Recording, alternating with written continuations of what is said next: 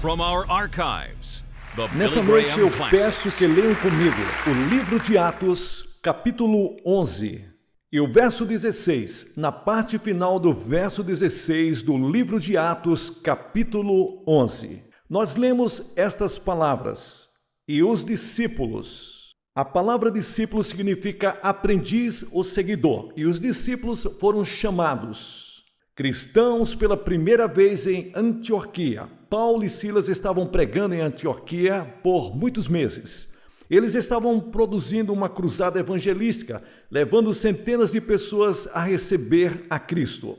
Eles fundaram uma grande igreja e naquela região as pessoas ao redor começaram a chamá-los de cristãos. Pessoas de Cristo, seguidores de Cristo e cristãos.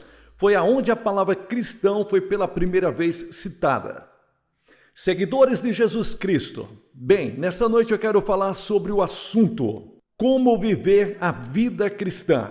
Eu escutei sobre uma garota, alguns anos atrás, que escutou uma das sonatas de Beethoven e ela tinha um desejo grande de aprender a tocar. Ela tinha habilidade musical real, mas 20 anos depois, os vizinhos tinham que suportar escutá-la tocando como se estivesse assassinando Beethoven. Bem, o que aconteceu? Ela nunca encarou os exercícios com os 5 dedos e as escalas musicais. Ela negligenciou aprender a tocar. Agora, há muitos de vocês que têm uma enorme vontade de viver a vida cristã. Você quer ser um cristão? Você quer viver uma vida cristã, mas você nunca aprendeu como viver a vida cristã. Bem, disseram para você que você podia ser cristão, falaram que você deveria viver uma vida cristã, mas nunca te disseram como. Eu escutei sobre uma mulher que disse que tinha um pastor maravilhoso. Ela disse: meu pastor é um ministro maravilhoso, é um pastor maravilhoso e todos o amamos na igreja. Mas eu não consigo dizer o que ele quer que a gente faça. Bem, nessa noite eu quero que vejamos algo sobre como viver a vida cristã. Mas, antes de tudo, eu quero que vejamos algo como a Bíblia diz que é ser um cristão. O que é ser um seguidor de Jesus Cristo? Bem, temos muita gente que tem uma ideia errada. Pensa porque nasceu num país cristão, então você é um cristão? Muitos acham que se você tem pais cristãos, você é um cristão. Mas a Bíblia diz que você não pode herdar a cristandade. Não é sobre a carne e o sangue. Não há nada que você possa fazer para automaticamente transformar você em ser aceito no reino de Deus. Você pode ir para a igreja, você pode viver uma vida decente, você pode ser uma boa pessoa moral, mas isso não te faz um cristão. Você pode ter características de um cristão, mas isso não faz de você um cristão. Existem milhares de pessoas nos Estados Unidos esta noite que pensam que são cristãos, mas na verdade não são cristãos no sentido estrito do termo. Eles nunca nasceram de novo, nunca receberam Cristo em seus corações, e se eles morrerem, não vão para o céu. Agora, um cristão é uma pessoa que teve um encontro pessoal com Jesus Cristo. Um cristão é uma pessoa que tomou a decisão de aceitar a Cristo como seu Senhor e Salvador. Você o aceita e compromete sua vida a Ele. Bem, a primeira coisa é que o cristão é uma pessoa que fez uma escolha. Você tomou uma decisão, você teve um encontro pessoal com Deus vivo. Você recebeu Cristo no seu coração. Este é o primeiro passo para ser um cristão. Isso aconteceu com você? Houve um momento em sua vida quando você se arrependeu dos seus pecados e que você se deu conta de que é um pecador e você disse: ó Deus, eu me arrependo dos meus pecados. E então, por fé, você recebeu Cristo no seu coração. Bem, esse é o ponto de partida. Sim, tem muita gente tentando viver uma vida cristã, mas Cristo não vive em seus corações, porque o cristão é uma pessoa onde Cristo habita. No momento em que você recebeu a Cristo, o Espírito Santo de Deus entra no seu coração e te dá uma nova vida moral, e você tem o poder e a força para viver a vida cristã. Agora, ninguém poderá viver uma vida cristã sem que primeiro tenha ido até a cruz para receber Cristo como Salvador. Cristo morreu na cruz, Cristo derramou seu sangue pelos nossos pecados, mas você precisa vir e receber a Cristo. Isto é um ato do seu desejo. Intelectualmente você diz: sim, eu acredito, mas isso não é suficiente. Emocionalmente você pode ter tido uma experiência moral, mas isso não é suficiente pela sua vontade.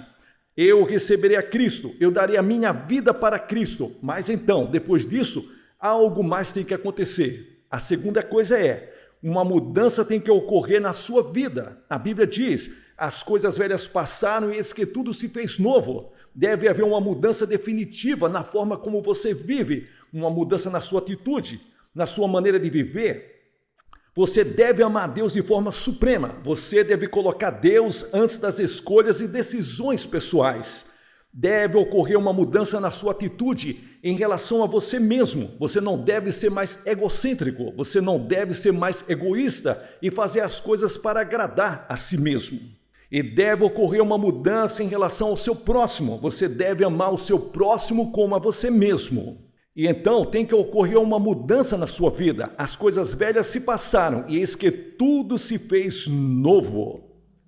Eu escutei sobre um homem uma vez que, nos velhos tempos, ele se acostumou a parar os seus cavalos em frente ao bar. E ele se converteu a Cristo em um encontro da igreja metodista. E no dia seguinte ele voltou para a cidade e parou os cavalos no mesmo lugar. E o balconista do bar veio do lado de fora e disse, qual é o problema? Você parou os cavalos aqui por 10 anos e agora por que não entra? E o homem disse, eu me converti ontem à noite, eu recebi a Cristo. E ele disse, eu mudei o local de parada. E isso é exatamente o que deve ser feito, mudar o local de parada. E se não há nenhuma evidência de mudança na sua vida, é melhor você verificar se você é mesmo um cristão. Porque se sua vida não mudou, se você não carrega o fruto que Deus te deu quando você aceitou a Cristo, então você deve se arrepender, porque para os filhos de Deus uma mudança ocorre. Jesus disse, e pelos seus frutos os reconhecereis. Pelos seus frutos, quais são os seus frutos? Os frutos do Espírito Santo são amor, alegria, paz, longanimidade. Você está vivendo a vida cristã? Você se entregou a Cristo? Você sabe se teve este encontro com Ele? E uma mudança aconteceu na sua forma de viver, em suas atitudes? Se não, talvez você não seja um cristão. Você pode estar vivendo no paraíso dos tolos. Você pode pensar que é um cristão, mas não é. Porque um cristão é uma pessoa que recebeu Cristo e uma mudança ocorreu na forma como ele vive. Terceiro, o cristão é uma pessoa que aceitou um desafio, o desafio de Cristo. Cristo disse, se alguém quer ser meu seguidor, que negue a si mesmo, tome a sua cruz e me siga. Em Moscou, nesta noite, milhares de jovens estão sendo desafiados. Eu estou feliz de dizer que os jovens americanos, até onde eu sei, não aceitaram o desafio do comunismo. O comunismo tem desafiado milhões de jovens. Jesus Cristo também ofereceu um desafio. Ele disse, a menos que você tenha o desejo de aceitar meu desafio e viver por mim, você não pode ser meu seguidor. Hoje, em nossas igrejas, estamos ocupados com cifras astronômicas para produzir nossos relatórios. Tudo isso é bom, mas Jesus está ocupado e eliminando pessoas. Toda vez que uma multidão ficava ao redor de Jesus, ele dizia, espere um minuto, se você quiser me seguir, você tem que negar a si mesmo. Aquilo eliminava multidões. Então, se a multidão ainda fosse grande, ele dizia, se você quiser me seguir, você tem que pegar a sua cruz e me seguir. Bem, aquilo eliminava a maioria restante, porque eles não queriam ir para a cruz. A cruz era a cadeira elétrica daquele tempo. E Jesus disse, se você quiser me seguir, vai ter que pegar a sua cadeira elétrica e vai pegar o lugar para ser executado. A impopularidade, quem vem junto quando me seguir? E a maioria das pessoas não querem fazer isso. A maioria das pessoas não querem ir a Cristo. A maioria não querem se apresentar e ser selecionado quando tem que se entregar a Cristo. Eu te pergunto nessa noite, você tem certeza de que é um cristão? Você tem certeza de que seus pecados estão perdoados? Tem certeza de que vai para o céu? Tem certeza de que está pronto para se encontrar com Deus? No sentido estrito do termo, eu te pergunto nessa noite, você é salvo? Você tem certeza disso? Se eu tivesse qualquer dúvida nessa noite em que eu estou pronto para me encontrar com Deus, eu não sairia daqui sem resolver esse problema. Tenha certeza, dê sua vida para Cristo nessa noite, venha e receba-o. Isso é ser cristão, Deus habitando no coração, o encontro pessoal com Jesus Cristo, recebendo-o como seu Senhor e Salvador. Isso é ser um cristão. Mas como viver uma vida cristã? Isso é outra coisa. Como viver uma vida cristã? Ok, há cerca de 14 anos atrás eu me casei. Por cerca de 2 anos eu trabalhei para conquistar minha esposa e posso dizer que dei muito trabalho para conseguir ganhar minha esposa. Trabalhei duro por 2 anos. Finalmente ficamos juntos em frente ao pastor. Bem, eu poderia ter admirado minha esposa, o que também fiz. Mas ainda não era casado, eu poderia achar que ela era amável e linda, mas isso não me fazia ser casado com ela. Eu tinha que estar em frente a um pastor e quando ele me perguntou se eu aceitava ela como esposa, eu disse, eu aceito. Então, ele pronunciou marido e mulher. Então, nós nos casamos, uma decisão pública. Eu vim em público, diante de uma congregação com testemunhas por todo lado e aceitei a Ruth como a minha esposa. E disse, eu aceito. É uma questão de aceitar. Só acreditar não era suficiente. Só jantar com ela durante os finais de semana não era suficiente. Amar não era suficiente. Eu tive que dizer, eu quero, eu aceito. É só acreditar em Cristo não é suficiente. A Bíblia diz que o diabo acredita em Cristo. Dizer que ele é uma pessoa maravilhosa não é suficiente. Apenas ir para a igreja domingo à noite não é suficiente. Você tem que dizer que você deseja, que você recebe, que você aceita Ele como Senhor e Salvador. Você já fez isso? Mas então eu descobri algo que muitos casais, muitos jovens não pensam a respeito. A cerimônia foi apenas o começo. Bem, quando você aceita Jesus Cristo, também é só o começo. 10 anos, 20 anos, 30 anos, 40 anos, 50 anos, 60 anos, vocês vivem juntos. Vocês trabalham juntos, planejam juntos, suas vidas se entrelaçam. Casamento é trabalho, não é uma lua de mel o tempo todo. O meu é, mas o de vocês eu não acho que seja. A maioria de vocês. Bem, a vida cristã é do mesmo jeito. Você diz para Cristo, eu te aceito. E a Bíblia diz que o seu casamento com Cristo começa. Ele é o noivo e você é a noiva, mas agora vem os anos de seguir e viver por Cristo. E se você quer crescer, você tem que seguir certas regras para crescer em Cristo. Agora a Bíblia diz que depois de receber Cristo, você começa como um pequeno bebê. Apenas um pequeno bebê. Você não é um cristão crescido. Você vai para a igreja no domingo seguinte após a sua decisão. E algumas vezes, alguns cristãos dizem, me pergunto se vai durar. Pobrezinho, será que vai aguentar? Você não devia fazer isso. Você devia ir até esses novos crentes e amá-los, encorajá-los para que cresçam. Você deve crescer, mas aí está a tragédia nas igrejas cristãs de hoje. Uma terrível tragédia. Quando meu filhinho disse as primeiras palavras, ele disse, Dadá. Ao menos acho que foi isso que ele disse. Foi o que contaram para mim, o que ele disse, Dadá. Nós ficamos chocados. Foi o que contaram. Ele aprendeu a falar, Dadá, mas imagina se 20 anos depois ele vem até mim e diz, Dadá. Algo estaria errado, e existem muitos de vocês que agem da mesma forma, não cresceram nada. Vocês ainda saem 20 anos depois de serem cristãos e dizem, Dadá. Vocês vão a um culto de oração.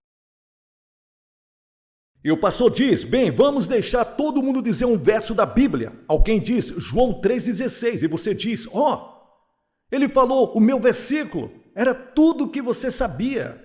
Você não estudou a Bíblia e se alguém te convida para orar, você diz, desculpe-me, mas não sei orar. E você continua dizendo que é um cristão. A vida cristã é de crescimento, você começa como criança. E nós crescemos na graça e no conhecimento de Cristo. Bem, temos um ponto importante. O primeiro é a oração. Nós temos que passar mais tempo todo dia em oração. Os discípulos foram até Jesus e disse, Senhor, nos ensine a orar. Bem, você tem que aprender a andar, não é? Você tem que aprender a andar de bicicleta. Você aprende a cavalgar. Bem, você tem que aprender a orar. Da mesma forma, você aprende a orar. Senhor, ensina-nos a orar. Bem, lembre-se que ao viver esta vida cristã, você não tem que vivê-la sozinho. O Espírito Santo vive em você. No momento em que você aceita Cristo como Salvador, o Espírito Santo vem viver em você para te dar o poder, a sabedoria, a força e a coragem para viver a vida cristã. Bem, o Espírito Santo também te ajuda nas orações. A Bíblia diz, E da mesma maneira também o Espírito ajuda as nossas fraquezas, porque nós não sabemos orar como convém, mas o Espírito Santo intercede por nós com gemidos inexprimíveis. O Espírito Santo te ajuda a orar. Bem, posso te dar uma sugestão. Tem muita gente que diz, eu não me sinto bem para orar. Eu só oro quando me sinto bem. Então você está errado. Você deve ter um tempo e um lugar definido todo dia para orar. Você tem um encontro, uma entrevista com Deus Todo-Poderoso. Suponha que você tivesse um encontro com o presidente amanhã. Será que você diria, bem, eu não estou com vontade de ver o presidente nesta manhã? Ou suponha que você fosse ver a rainha. Bem, não estou com muita vontade nessa manhã. Não, você vai estar lá com a sua melhor roupa. Você vai lá e se apresenta para a rainha. Bem, todo dia Deus, o Deus poderoso, o Rei dos Reis e Senhor dos Senhores, está esperando. Ele te deu uma audiência para qualquer hora do dia. E você falha em estar presente ao seu encontro. Quantas são as vezes que você decide orar e desiste? Quantas vezes você diz que não está com vontade? Seu corpo e a mente dizem que não estão com vontade. Mas meu desejo me faz ir adiante e gastar tempo em oração, porque a oração é um trabalho. Oração é trabalho. E muitas vezes você se força a manter seu compromisso com Deus. E daqueles momentos surgem os momentos mais preciosos e algumas das maiores respostas. E então, o segundo ponto, que é ler a Bíblia. Bem, o propósito da Bíblia é o de testificar de Jesus Cristo. A Bíblia, de Gênesis ao Apocalipse, aponta para Cristo. Nesta quinta noite, eu vou contar como estudar, ler e entender a Bíblia.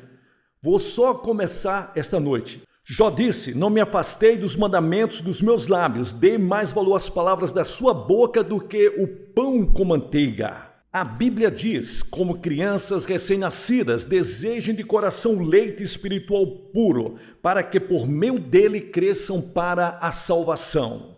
A Bíblia diz que não crescemos só fisicamente, mas que dentro de você existe uma alma. Fisicamente você tem olhos, boca, nariz e mãos, mas vivendo dentro de você está a sua personalidade, sua alma, mente e memória. Esta é a sua alma, o seu espírito. Bem, e se você gasta todo o seu tempo no desenvolvimento físico? A maioria de vocês parece que tomou um bom café da manhã hoje. Você não deixou de comer hoje, deixou? Você não deixou de cuidar das suas necessidades físicas, de olhar no espelho, mas e quanto às suas necessidades espirituais? Você está cuidando das suas necessidades físicas hoje, mas não dá às necessidades da alma, a alma que vive para sempre, enquanto o corpo morre e vai para a sepultura, e você passa todo o tempo alimentando o corpo e não a alma. E como você alimenta a alma? Qual a comida que você dá para a alma? É lendo a Bíblia, a palavra de Deus. E não importa quem você seja, você não pode viver uma vida vitoriosa se você não ler a Bíblia Sagrada. Toda vez que uma pessoa vem até mim e diz, eu não estou tendo as orações atendidas, não estou tendo vitórias na minha vida, não tenho alegria, não tenho paz, eu acho que deveria ser como um cristão. Eu pergunto só uma coisa, você lê e estuda a Bíblia diariamente? Geralmente, como resposta, eles curvam a cabeça e dizem, não, não tanto. Deus tem uma mensagem para você nesse livro. Leia, estude e medite nela. Bem, veja como você deve ler a Bíblia. Leia com reverência. É um encontro com Deus Todo-Poderoso. Leia com expectativa. Leia a Bíblia esperando que Deus fale com você. E realmente Ele falará com você. Talvez você leia só um verso, mas medite naquele verso. Talvez você leia um capítulo inteiro, medite naquele capítulo. Venha com expectativa, porque cada vez que você lê as Escrituras, Deus tem uma mensagem para você. E leia com dependência. O Espírito Santo inspirou o escritor desse livro e o Espírito Santo pode interpretar este livro para você. Muitas vezes eu leio a Bíblia e existem pontos que eu não entendo e fico de joelhos e digo, Deus, por favor, mostre para mim. E de joelhos eu encontro o significado daquela passagem através do Espírito Santo. Bem, e reserve um tempo adequado. Não leia apenas um verso da Bíblia como um ritual e feche-a. Reserve tempo para Deus. Tempo de 15, 20 ou 30 minutos. E você deve fazê-lo toda manhã, Antes de deixar a sua casa ou antes de deixar o seu escritório, passe meia hora em estudo da Bíblia, em oração. E eu digo a você, o dia será totalmente diferente. Você caminhará nas nuvens, haverá alegria na sua alma, haverá um sorriso na sua face, haverá uma atitude totalmente vitoriosa em relação à vida. Se você tiver o hábito de ler a Bíblia e passar um tempo em oração toda manhã. Terceiro ponto. Se você for viver uma vida cristã, deve haver disciplina na sua vida. A vida cristã é uma forma de renúncia. Jesus disse, estreito é o caminho que leva para a vida eterna. A Bíblia diz que o cristão é um soldado que tem que sofrer. A Bíblia diz, tu, pois, sofre as aflições como bom soldado de Cristo. O cristão é como um lutador de boxe que fortalece seu corpo. E em todo o Novo Testamento você lê palavras como esta, descrevendo a vida cristã. Lute, corra, trabalhe, suporte, resista, agonize. Tudo isso nas palavras do Novo Testamento descreve a vida cristã. E para ser uma vida disciplinada, nós temos que disciplinar as nossas mentes, as coisas que lemos e pensamos.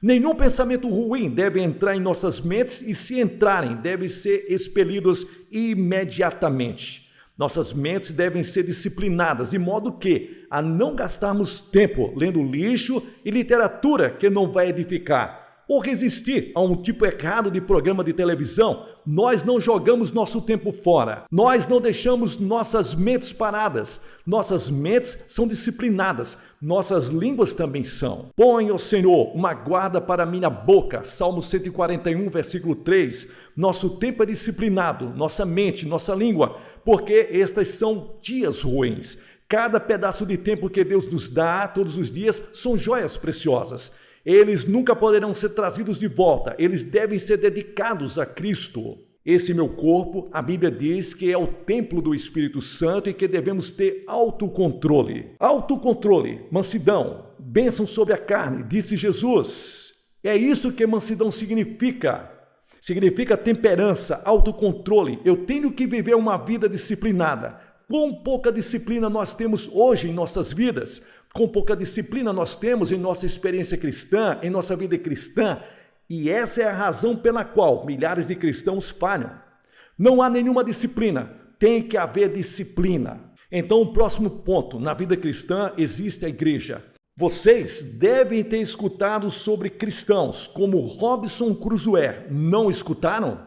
Tentando viver vida cristã solitária. Eu digo a você, a Bíblia não conhece nada a respeito. O companheirismo cristão não é opcional, é essencial, é mandatório. Não devemos abandonar a nossa união. A Bíblia ensina que a igreja é como uma ligação com muitas ramificações, como se fossem pedras vivas construídas juntas, membros do corpo de Cristo, juntos.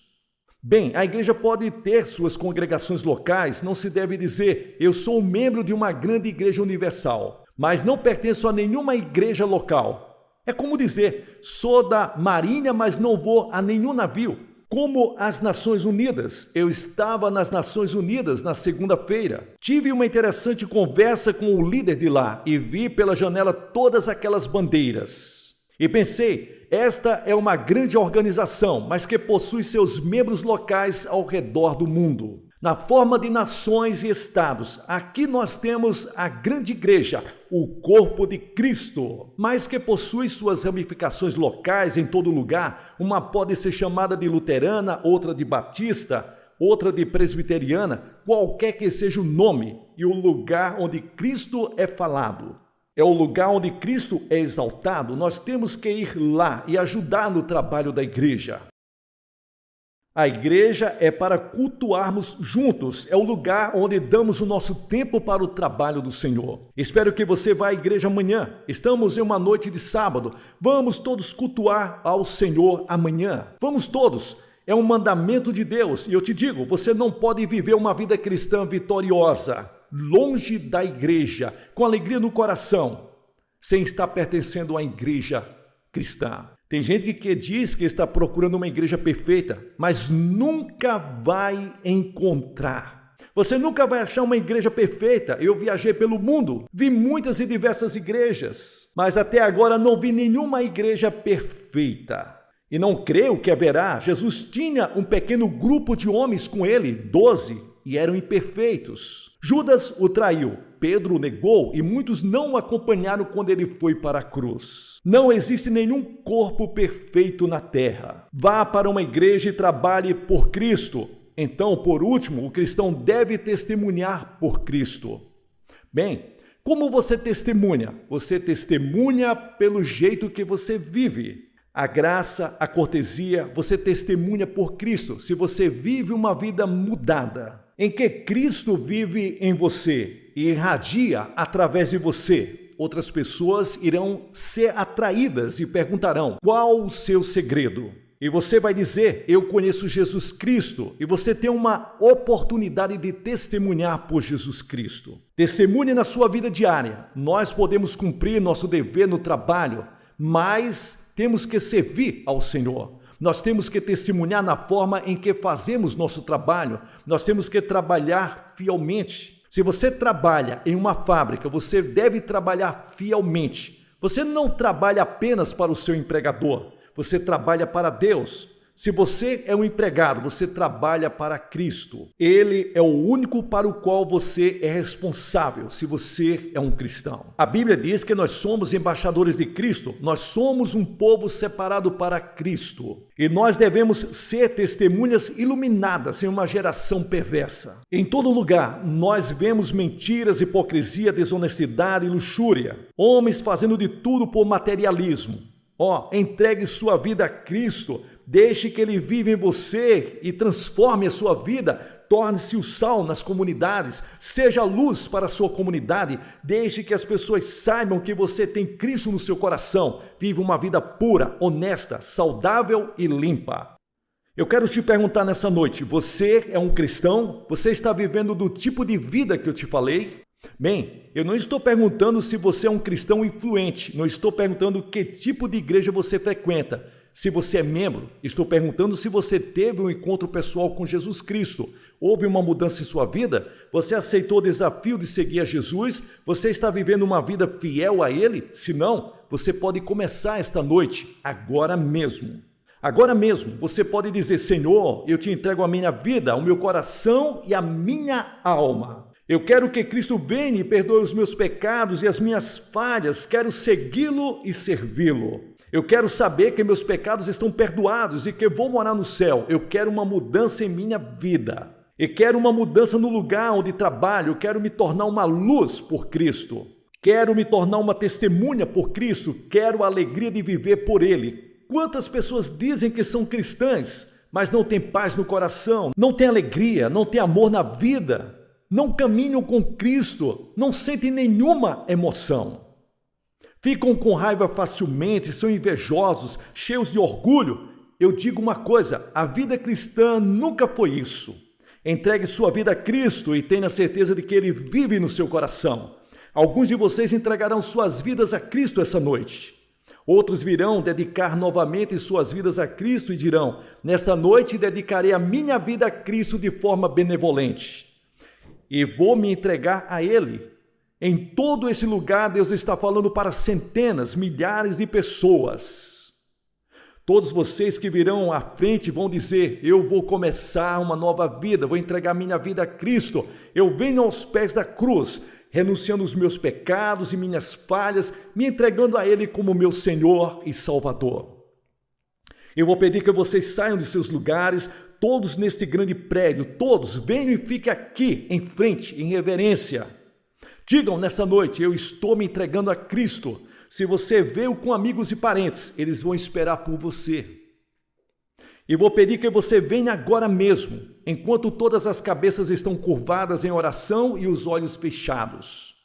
O coral cantando baixo: tal qual estou. Homens, mulheres, jovens, crianças, eu vou fazer uma oração por vocês. Você não pode vir para Cristo na hora que quiser. Você só pode ver quando o Espírito de Deus está falando, e Ele está falando com centenas de pessoas aqui hoje. Ele está falando para você aí em casa. Você pode entregar sua vida a Cristo agora. Nessa noite, eu me entrego a Cristo. Muitos de vocês são cristãos e membros de igreja, mas você precisa dedicar de novo a sua vida a Cristo. Você precisa dizer a Deus que de agora em diante, você vai viver a vida cristã correta. Você vai entregar sua vida para Ele. De todos nesse prédio, nesse local, centenas de vocês venham aqui, agora. Levante-se de seus lugares e digam: nesta noite eu me entrego a Cristo. Nós vamos esperar e depois vamos orar. Vamos ler um verso das Escrituras, te dar uma palavra para você levar para casa e você que veio com os amigos e parentes, eles vão esperar. Depois você poderá voltar e se juntar a eles. Você virá aqui agora como uma indicação de que você confia em Cristo.